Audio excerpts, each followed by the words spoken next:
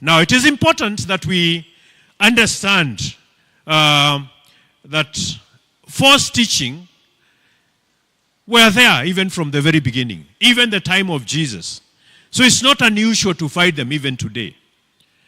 And it is appropriate that we study this so that we understand what we believe in and why we believe what we believe, and that there is nothing else that will be required of us apart from believing in the name of the Lord our God and the teachings of the apostles of the Bible.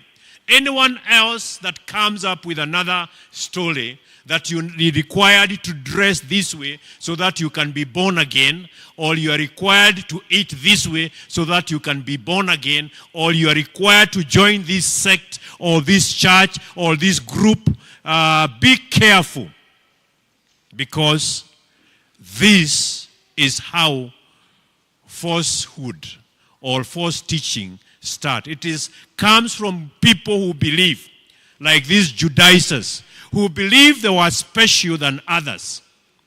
In other words, they thought to themselves that they are more children of God than the others, and therefore everybody else must be like them if they were to become believers.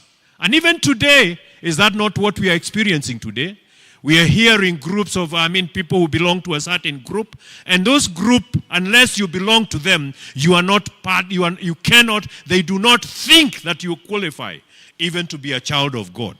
Now, the brethren, we need to be very careful, because these things happen. If it happened to the Galatians, to the churches in Galatia, it is happening to the churches today.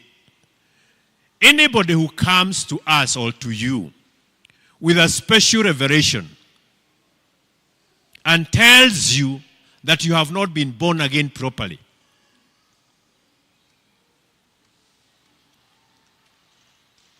be careful.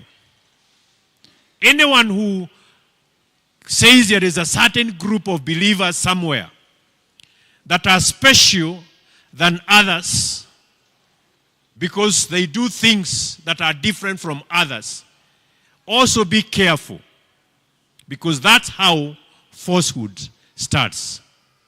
And before you realize, it becomes a secret society, it becomes a secret church, it becomes a secret group, and they have special revelations of even the coming of the Lord.